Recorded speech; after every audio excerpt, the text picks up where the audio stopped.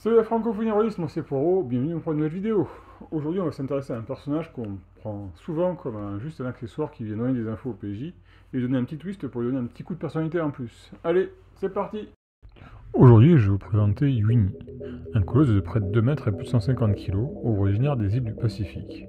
Toute ressemblance avec un première ligne de l'équipe de France de rugby serait parfaitement fortuite. Il a un caractère très affirmé et a tendance à s'énerver facilement. Il a bon fond mais a du mal à accepter les avis divergents et se déplace avec une canne. Ah oui, c'est votre bibliothécaire.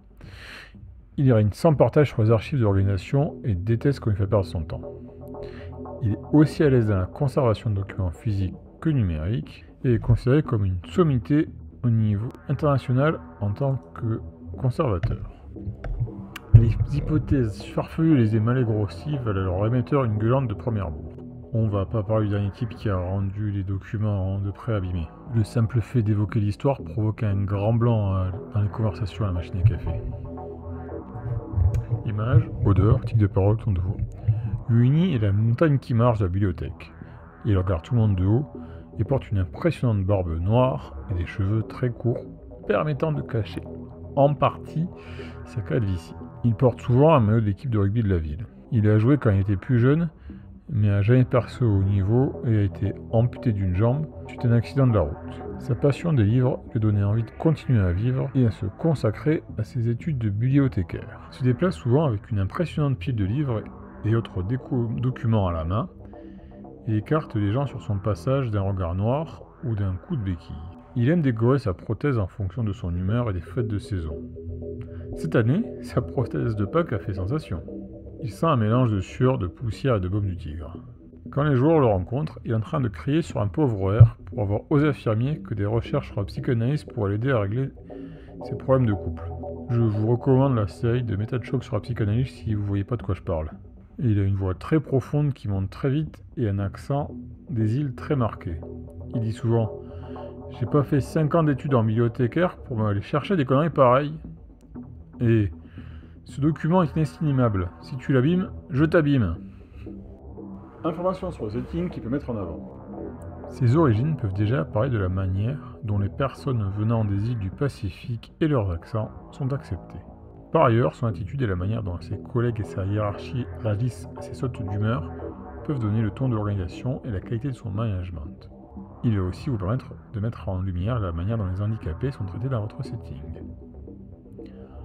Bien entendu, il peut vous servir de distributeur à infos occultes ou un peu cachées sur votre univers. Accroche le scénario.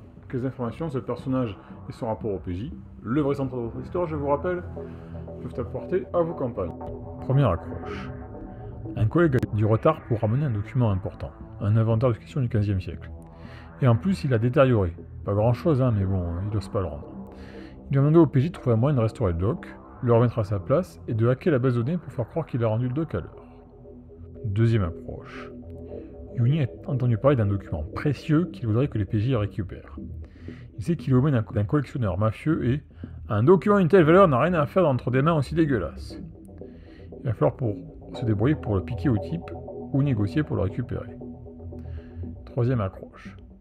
Yuini a découvert dans les réserves de la bibliothèque un livre obscur qu'il a commencé à étudier. Le livre est en train de modifier la réalité. Des voix commencent à se faire entendre dans les ombres et le comportement des gens devient étrange. Si rien n'est fait pour arrêter ça, Yuini pourrait se faire posséder et des monstres apparaître aux quatre coins des bâtiments de l'organisation.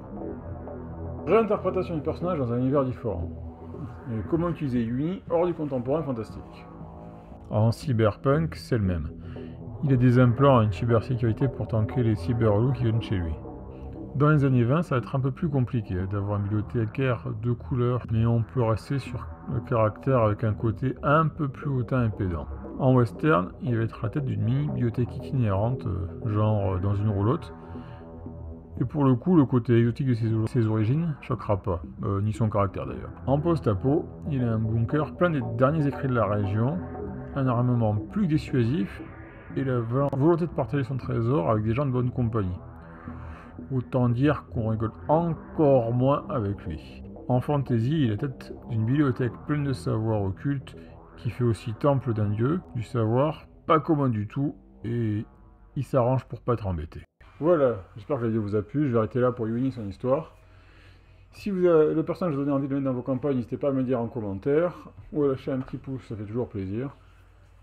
Et voilà, c'est Poro qui vous souhaite à tous plein de bonnes choses d'ici la prochaine fois, et des super parties. Ciao!